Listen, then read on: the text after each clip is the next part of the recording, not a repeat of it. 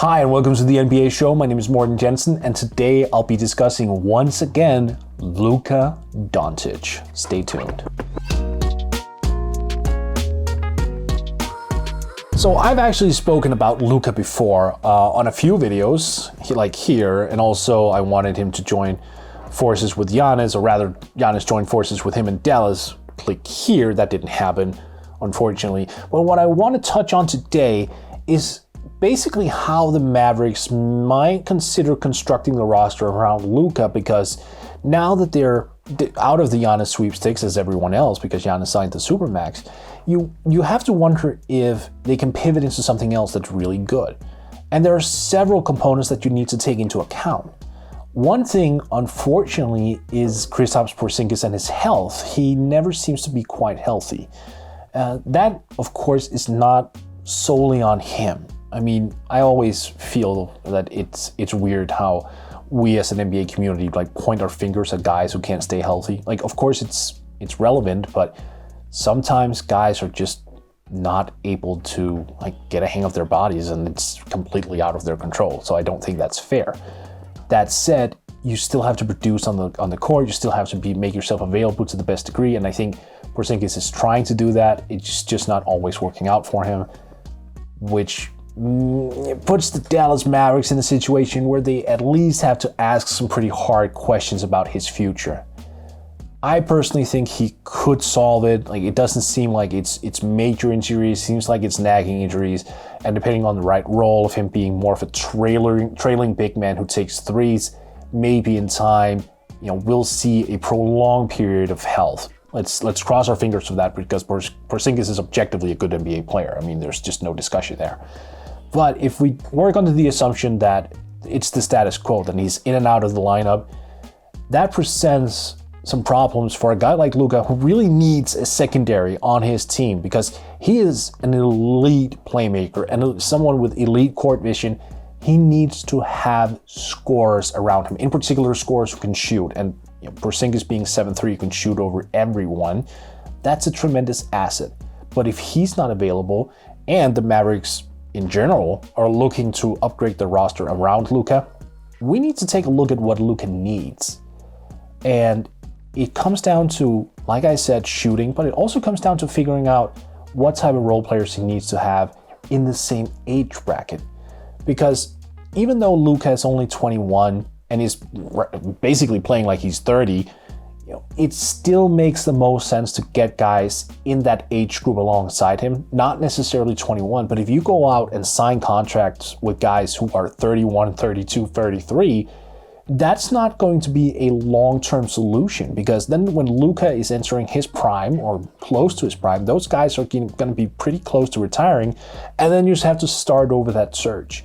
I think that's why they got Porzingis in the first place, because he is in that similar age bracket. He's just a couple years older, so you could see those two guys play off of one another for at least 10 years down the line. That is the same approach they need to take with whoever they try to get in from here on out. They need to find guys who can stay next to Luka for a significant period of time. Yes, NBA contracts, especially external contracts, max out at 4 years, but that's still a pretty heavy chunk of time. So if you go out and get guys and you have them locked up for 4 years, they are similar in age to Luka, they can shoot and they can score the basketball, that's a huge asset.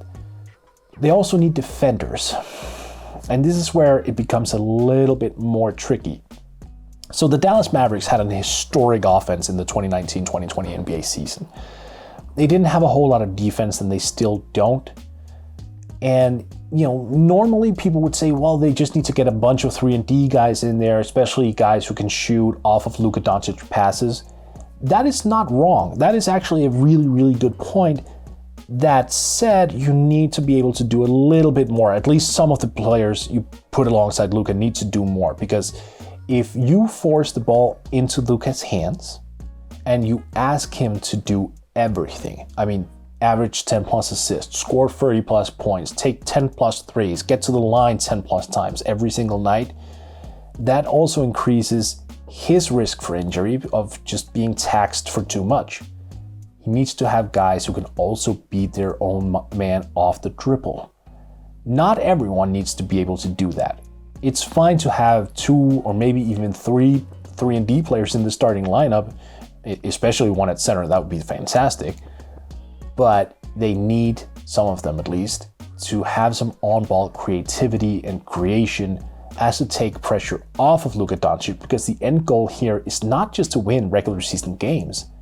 This is a talent that you need to take to the finals, preferably several times.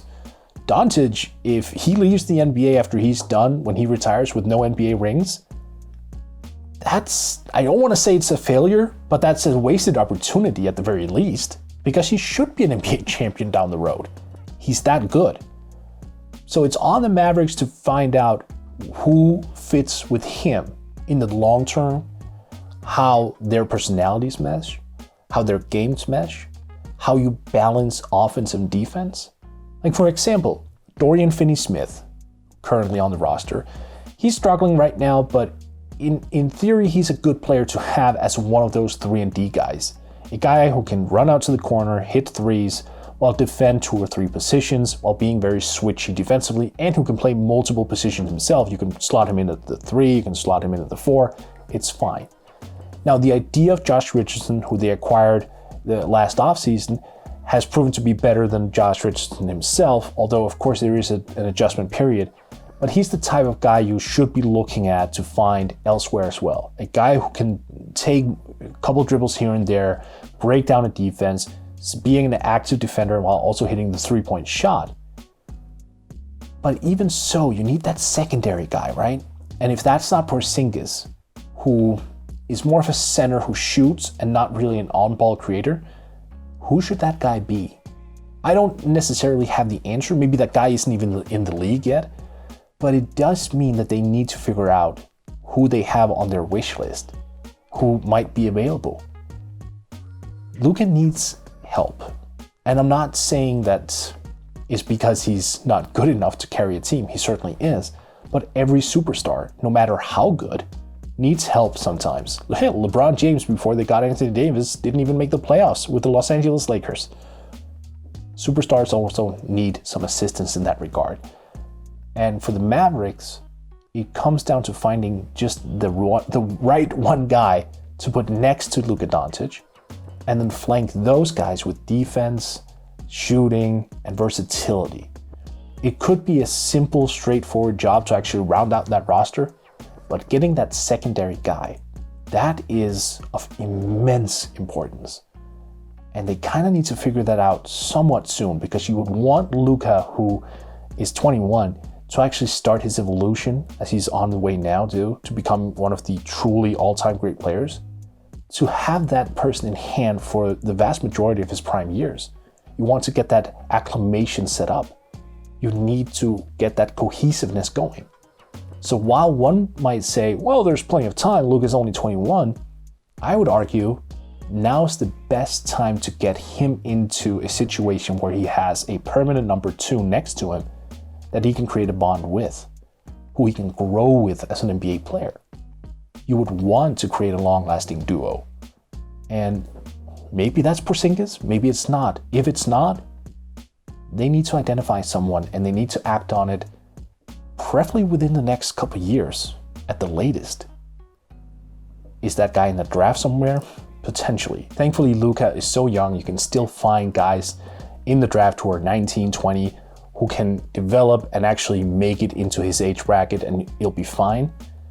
But you can't really bank on finding those guys, because you're presumably going to be selecting in the middle of the draft every single year, and eventually down the road, as Luka gets even better, it's going to be in the 20s. So you really have to hit home on those, and that can be tricky. So you need to look elsewhere. Who out there would fit that scheme? Could a guy like Brandon Ingram down the line, if he gets unsettled in New Orleans, and let me just say right off the bat, there are no reports indicating that, this is just me spitballing, if that situation occurs, would he be a guy that makes sense for Dallas? What about a Zach LaVine in Chicago maybe? There are numerous players out there that would fit the criteria, but who are just not available, at least not as of yet. But for Dallas, it's about making a list, and it's about figuring out what can we do with the money that we have, with the assets that we have, and how do we create an environment, on-court environment for Luka that optimizes his abilities so we still get great offensive production from everyone collectively, but we also lift our defensive floor and we enter that upper tier of the NBA so we can actually play for the NBA championship every single year. That is the task at hand for the Dallas Mavericks, and the sooner that they find an answer for every one of these questions, the better.